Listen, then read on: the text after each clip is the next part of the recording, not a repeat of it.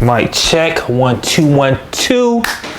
Welcome to the YouTube channel. That sounds bad. Might even want to scratch that. Let's start it back over. Welcome to the Ken Show. Yeah, no Kim here today. They done messed around and gave your boy an official YouTube channel. A little bit of drink before we get into this episode. It's the smaller things in life that really propel you to be extraordinary. God, I just write this down. This stuff is good. It's good. Kim is posting stuff about postpartum and having babies, and it's so girly on this channel.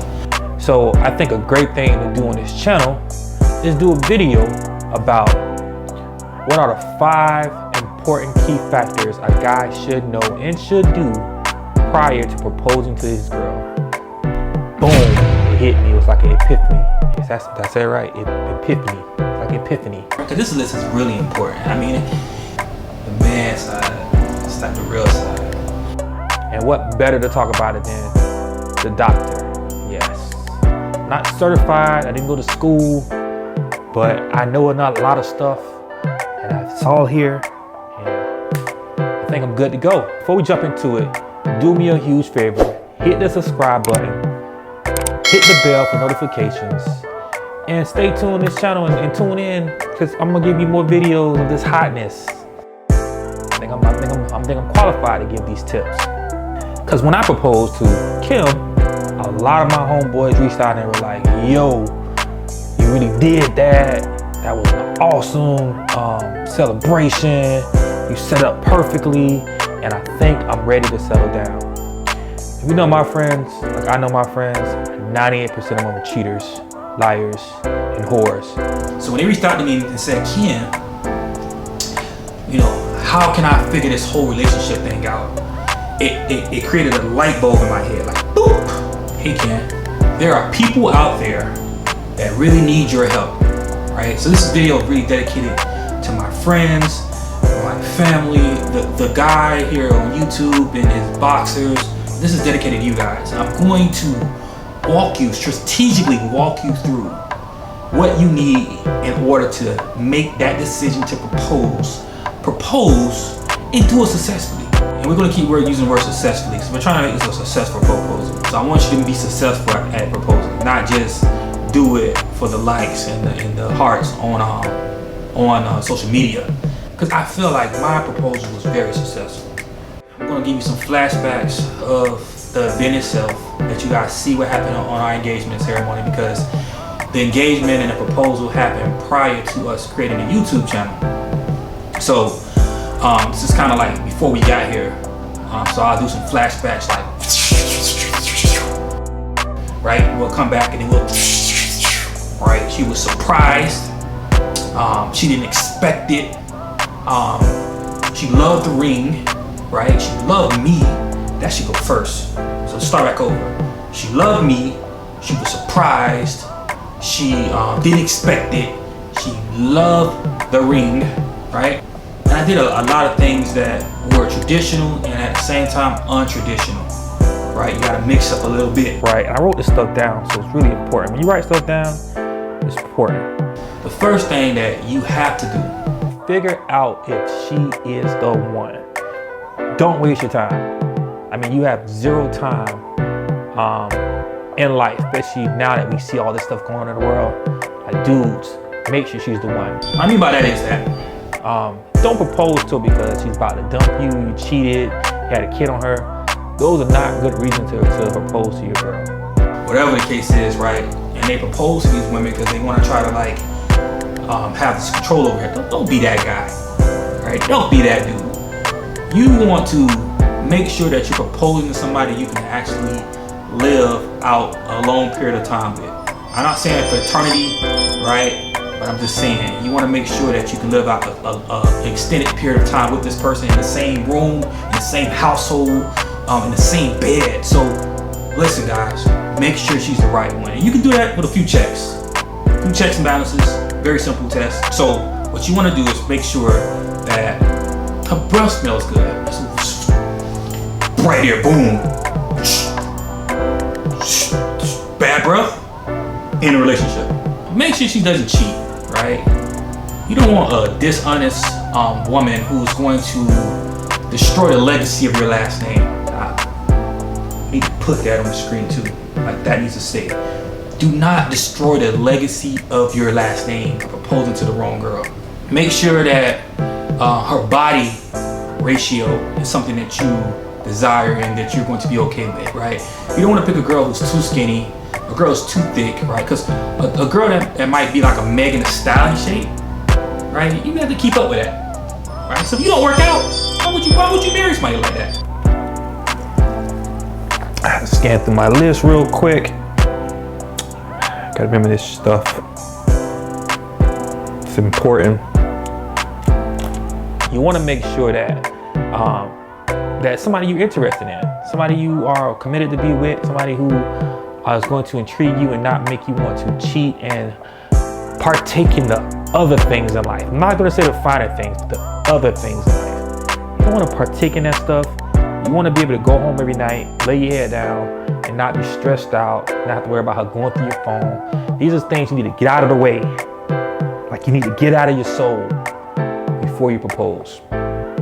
Right? Get those demons, curse those demons out. I rebuke you, Satan.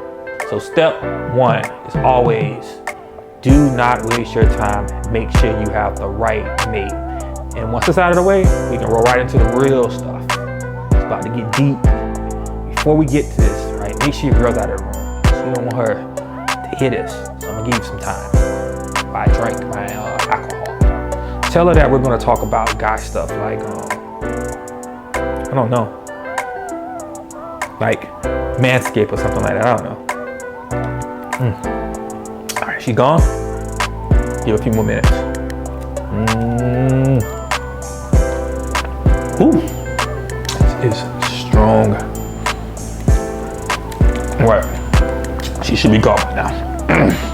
So we're gonna jump right into this real good list. All right, the next thing I have on my list is when you have decided to engage this woman in a proposal, you should first look ahead and think about the right occasion.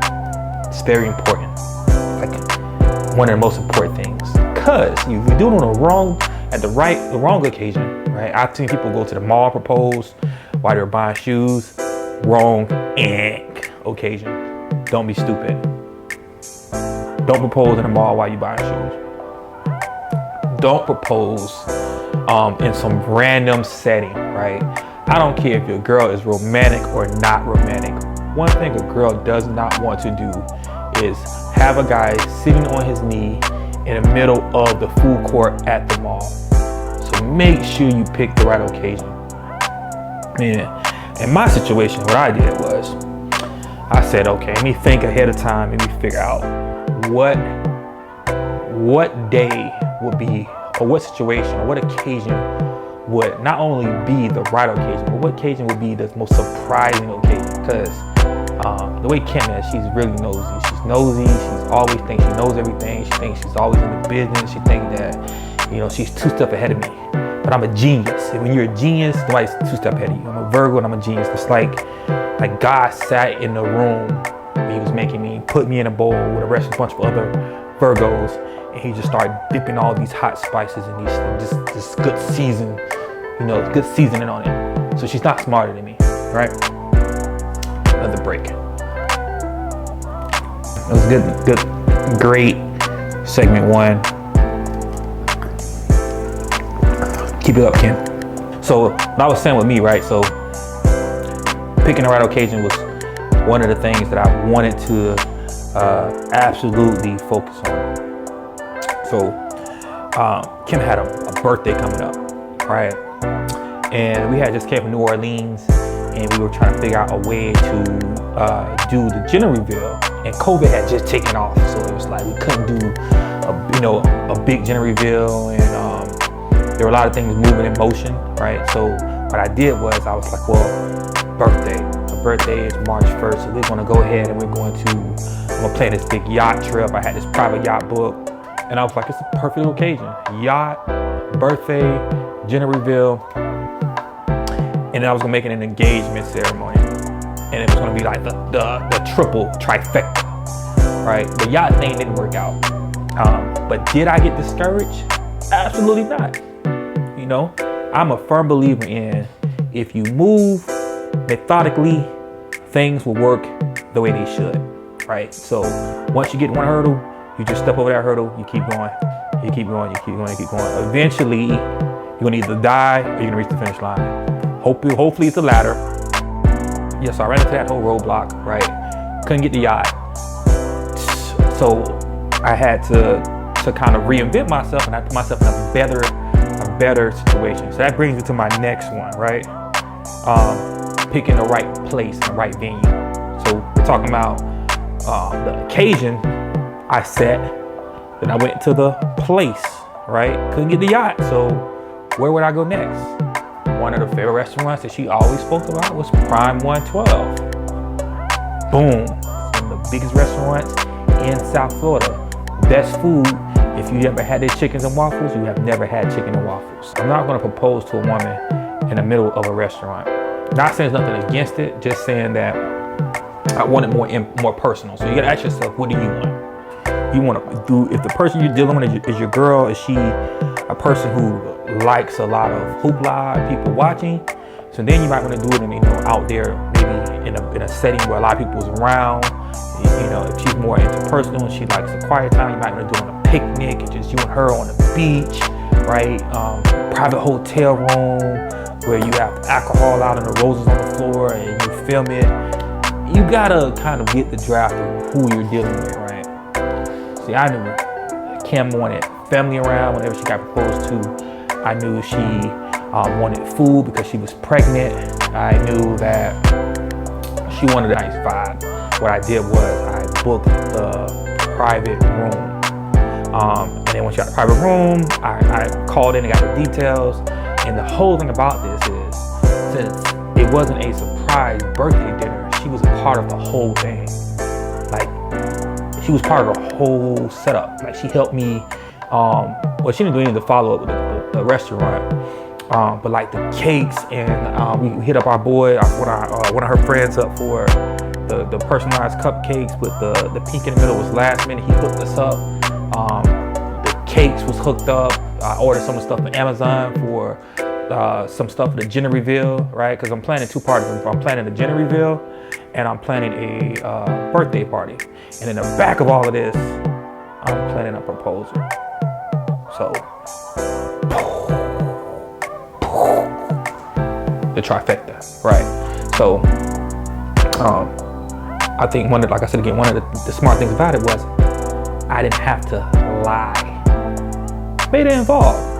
So when you plan it in the occasion and you get the venue, you wanna, I would say, try to make it less secret as possible, because guys, we are not good at lying. Right? We're not good at hiding things. So you want to be very slick, right? Especially if you got somebody who thinks they know what's going on. So you want to be, it's a competition of the wits, of the brains. So occasion, place, and then when I say place, I mean the vibe, the scene, right? And what important part of that scene is the people you want involved in that ceremony, in that event.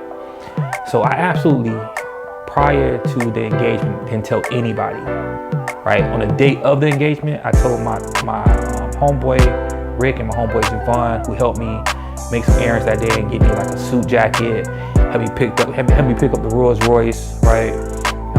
And that's part of the venue too. Like, I had to get a Rolls Royce. I had to make sure that she felt very elegant on her birthday. Really important. Right, I wanted her to feel like it was a birthday celebration, and I wanted her to feel like it was a gender reveal secondary, right? And I wanted to go in that order. This is part of the scheme, right? You want to be a scammer? This is how you scam.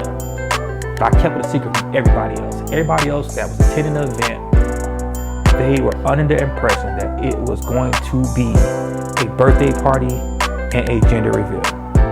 And that's what I kept it at the majority of the time during this entire event, was that dynamic.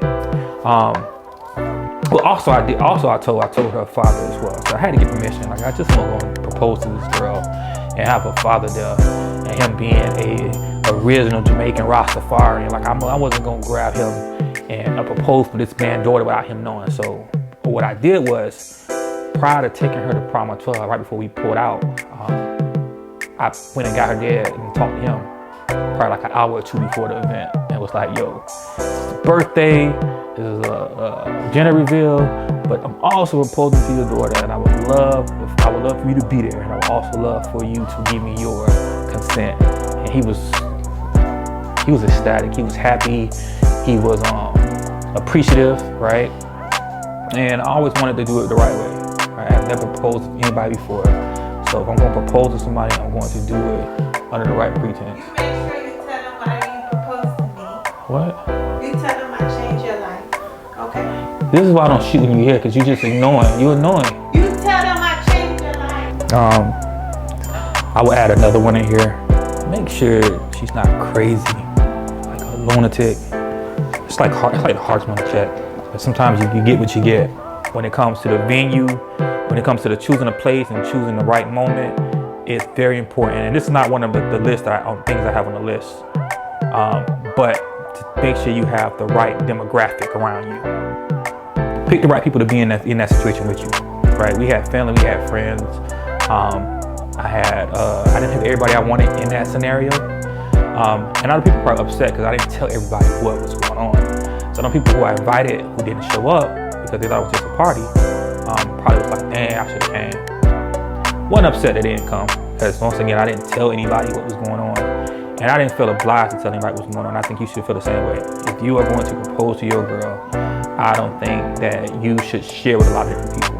Share maybe one or two people that's going to be part of what you're setting up, but don't share with a lot of people, because one thing you don't want to ruin, you don't want to ruin what you have going on. If you like me, you plan on proposing one time or doing it this way one time, you need to be very particular about who you let in your circle, who you let in your radius, because negative energy begets negative energy.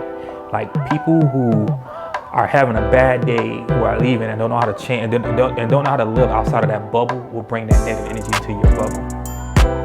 So you gotta be very cautious about the vibe that you want in your special moment, because I promise you, this is a moment that you're going to have that's going to outdo any other moment in your life. Especially as a man, as a guy, like, you have to stand up straight. You have to be the person who directs this performance, who is the instrument of this performance. All right, step up, be a man, stand up, make sure you do this accordingly. Right? So, and pick specifically who you want there. Make sure that she has somebody there as well. Whether it's a surprise or not, make sure somebody's there to emotionally support her, like her friends, her family, right? It was very important for her birthday that her father is there. It was very important that her daughter be there. It was very important for my son to be there. It was very important for my mom to be there. It was very important for other friends and other people in our lives to be there in that special moment. All right, moving to the next one. I would say the next step is definitely choosing the right ring, right? Choosing the right ring is so important. I wrote something on Facebook a while back, and I was trying to breaking down the ring factors. There's a lot of ring factors, and I will give you how I chose the ring that I got for my wife, my fiance, and you can tell me, and you can decide how you want to go about choosing your ring. But what I did first was, before we even talked about engagement, before we even talked about being in a long-term relationship, us guys, we know who is wifey material and who is not wifey material. Like, it's embedded in us. It's like a mutant feature that we have, we were born with, and it flickers on, right? So I knew from the way me and her moved from the time we started talking that it was going to probably be deeper than rap, Rick Ross reference. So knowing that it was going to be more long term, we went to the mall, and one day we was in the mall. We was in the mall for a random reason, and I was like, try on some rings. Yeah, let's get your ring size, and it was a 7.5 or something like 7.8. I forgot the measurement. But at the same time with my notepad writing this stuff down. She likes the ring with the halo. She likes the solid diamond. She likes the platinum or white gold look, right? These are things that you want to take down as note when you're shopping for a ring by yourself. And at the time I wasn't ready to get no ring for her. Let me make that clear possible. I wasn't finna spend, but me being how I am, I wanted to know what price range I was looking at and what she was going to enjoy if at the time I was going to actually order or buy the ring. So fast forward like 2 months after that, we got around her birthday. I think I waited like 2 weeks prior to her birthday in order to actually go ring shopping. And I did this so strategically, right? So, I mean, I did it in a way that I would leave work and I was Googling ring shops and I was stopping at different ring shops. I knew for a fact, even if I found the perfect ring at the first spot, I wasn't gonna buy the ring. I did not know a lot about rings. So in order to know about rings, especially when it comes to jewelry and buying jewelry or buying stuff that is of value of that of that sort, you want to talk to more and more people and get more and more input, take notes, and then come back around once you finally understand what you're looking for. It's very important. I know that was a lot. Follow me here. I'm telling you, I'm educating the world right now. So what I did was I went to a mom and pop jewelry store, right? Went there first, met with this nice young lady who showed me a bunch of different rings, and she went through a bunch of them, and she almost sold me on the ring, right? And the ring that she almost sold me on was actually, it was a lab-grown diamond. And at the time, you know, the first person I spoke to, she was like, a lab-grown diamond doesn't really make any difference. You shouldn't worry about it. Same as a regular diamond. I didn't know anything about diamonds, so I'm thinking to myself, like, okay, she knows what she's talking about. This sounds legit to me. It's rock and roll. I'm so happy that I didn't buy it. It was a great ring, great diamond when I look back at it. So what I ended up eventually getting was 10 times better because I took the incentive to educate myself more and more. After I went to this mom and pop store, I went to 2 other mom and pop stores. Got some of the same details, heard some of the same things, but also heard some additional details or something different. So that's why it was important to kind of shop around. Then I went to the mall. And I went to Zales, and I went to Jared's and everything in the mall.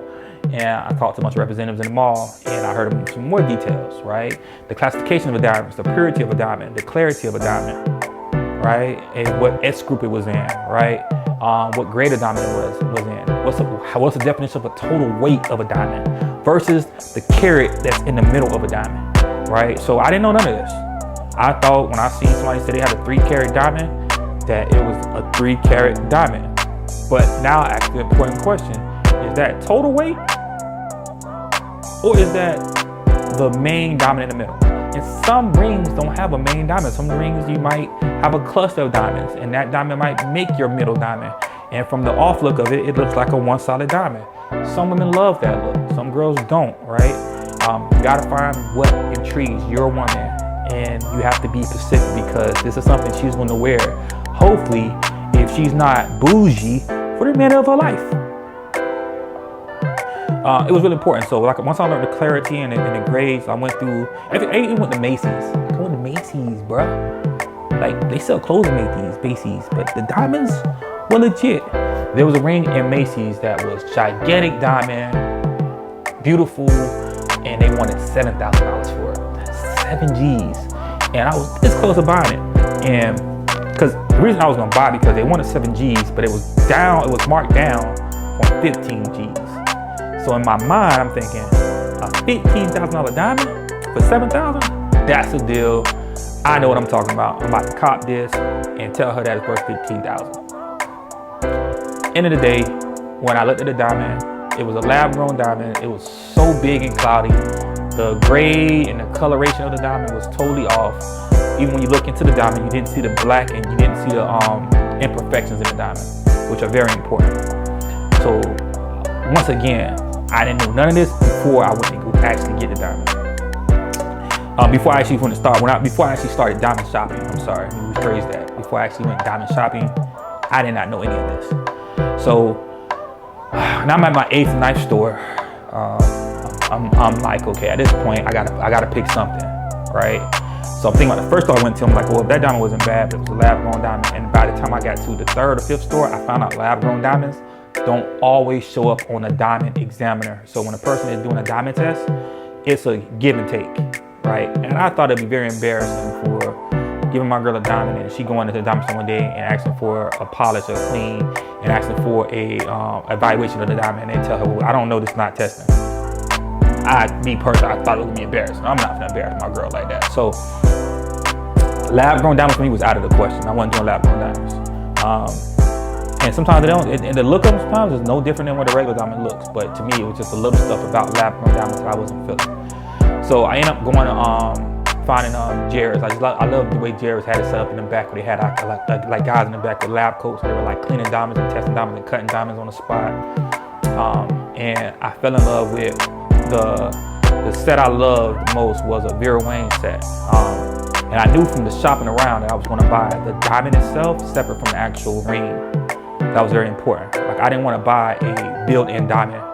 I wanted to buy the casing separate and then the diamond separate, because I wanted to actually look at the diamonds in imperfections and put the diamond into the ring.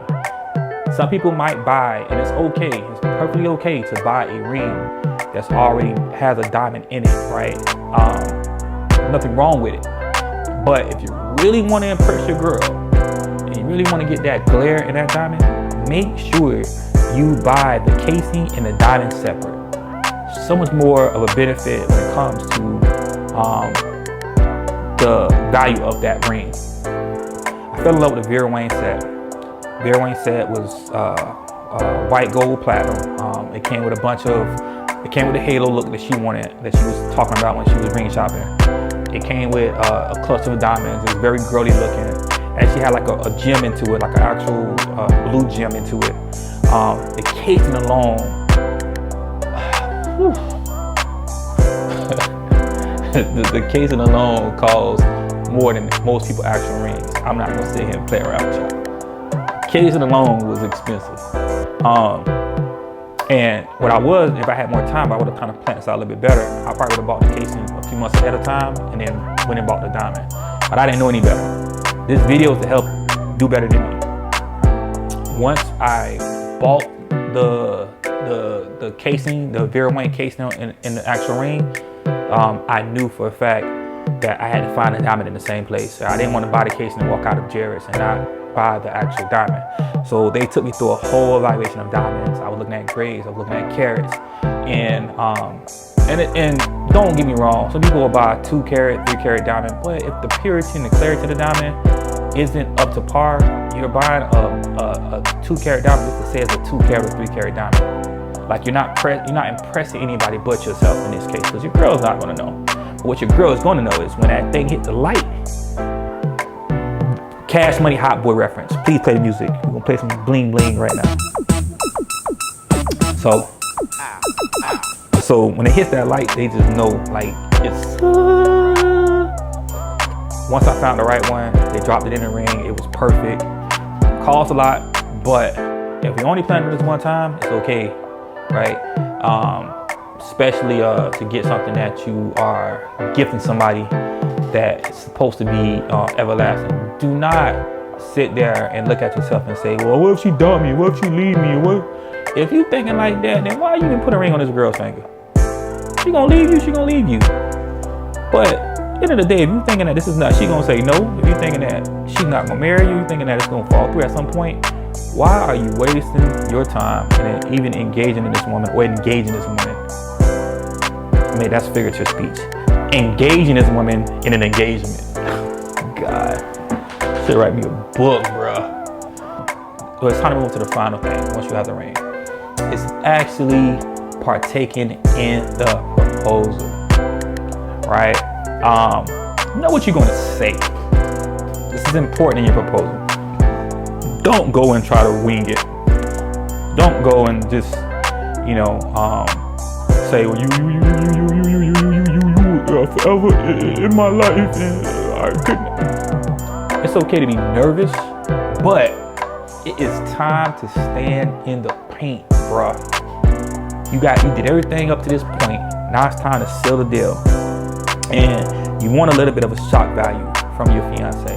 You want to make her say, damn, he did this. Everything is set up perfect.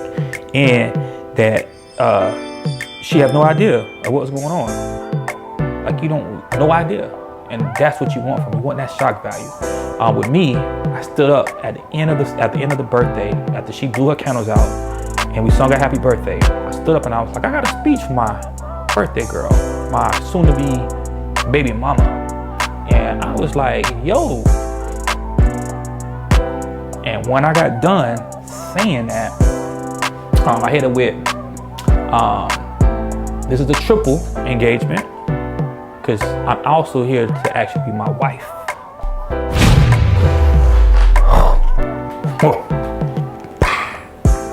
Gangsta. Yeah. That's how you do it, right? And my whole thing was,